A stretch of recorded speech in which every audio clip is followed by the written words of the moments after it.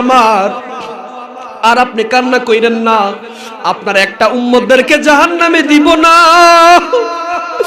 ও বন্ধু, দুনিয়ার বুকে তাইফের ময়দানে গেলেন, কত মানুষ আপনাকে পাগল বলেছে, কত মানুষ আপনাকে পাথর মেরেছে। বন্ধু আমার, উহুদের ময়দানে গেলেন, কত মানুষ আপনাকে পাগল বলেছে।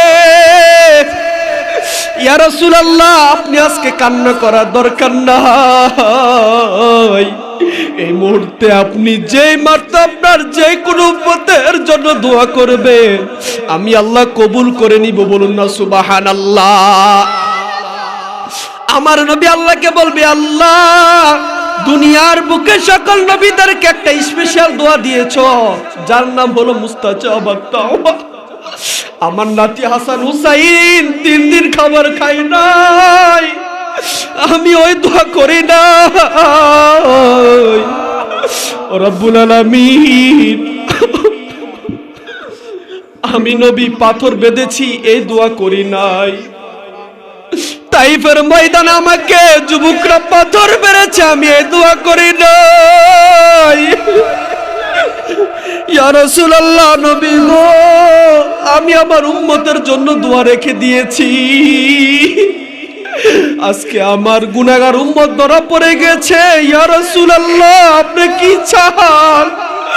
আমার নবী বলবে, আল্লাহ আপনি সকল নবীদেরকে একটা দোয়া দিয়েছেন, যার নাম হলো মুস্তাজাবাত দাওয়া। আমাকে একটা দোয়া দিয়েছেন, আমি দুনিয়ার বুকে করি নাই। আমার নাতি হাসান হুসাইনকে তারা শহীদ করলো, আমি একবারও দোয়া করি নাই, দোয়া করি নাই, দোয়া করি নাই।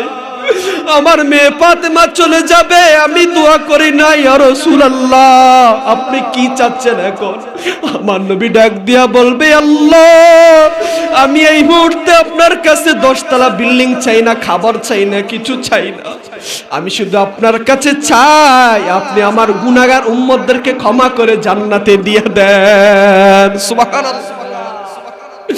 আমার নবীর কথা শুনে আল্লাহ রাব্বুল আলামিন বলবে, বন্ধু বন্ধু গো, আপনার কান্না করা দরকার নাই, মাথা উঠান, মাথা উঠান। আমার নবী বলবে, আল্লাহ যেখানে আদম নবী বলছে নাফসি, ইব্রাহিম বলছে নাফসি, মুসা বলছে নাফসি, ওইখানে আমি নবী বলছি রব্বি হাবিলি উম্মতি। আল্লাহ গো, আমার একটা উম্মতদেরকে আপনি জাহান্নামে দিবেন না। আমার নবীর 2 চোখের পানি দেখা আল্লাহ বলবো, জাহান্নাম পিছনের দিকে দৌড়াইয়া যায়। আমার বান্দাদেরকে তুমি ধইরো না, ধইরো না। আমার বান্দারা দুনিয়ার বুকে বুঝতে পারে নাই গুনাহ করেছে, তারা দুনিয়ার বুকে বুঝতে পারে নাই। আমি সাইফুর রাজা সিদ্দিকী একদিন থাকবো না। বানিয়াচো এলাকার মা বোনেরা একদিন নতুন শাড়ি পিন্দা ঘরে ঢুকছেন, আরেকদিন সাদা কাপড় পিন্দা কবরে যাইবেন। মা বোনেরা গো, দিলটা নরম করে দেন, এক ফুটা চোখের পানি ফেলে দেন।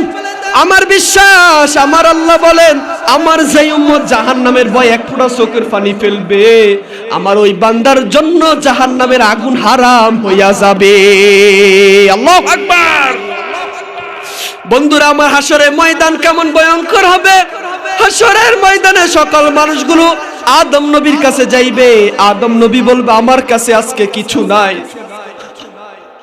যে আদম নবীর এত পাওয়ার, আল্লাহর সামনে যাইলে বলবে আমার কিছু নাই।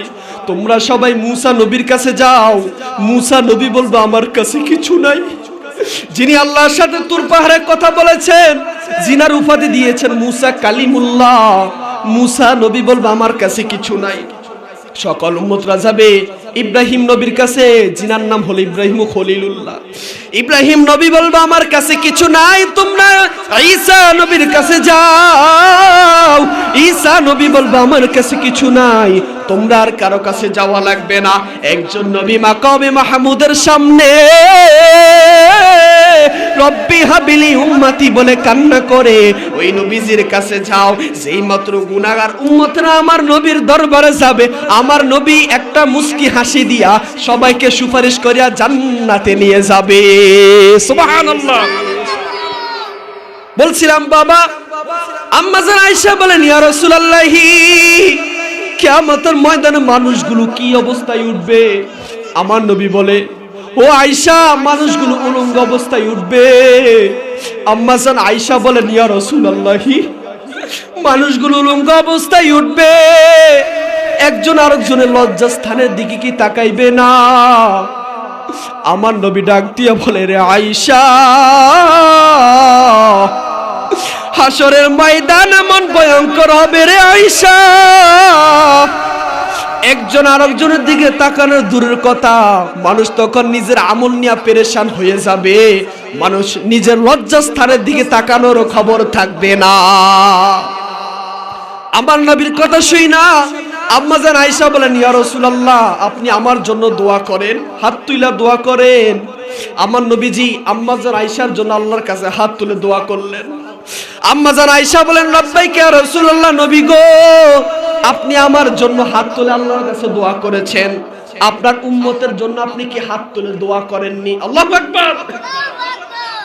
আম্মা জান আয়েশা বলেন, ইয়া রাসূলুল্লাহ, আপনি আমার জন্য হাত তুলে দোয়া করেছেন, আপনার উম্মতের জন্য আপনি কি তুলে দোয়া করেন? আমার নবী দুই চোখের পানি ফেলে বলেন, হে আয়েশা, আমি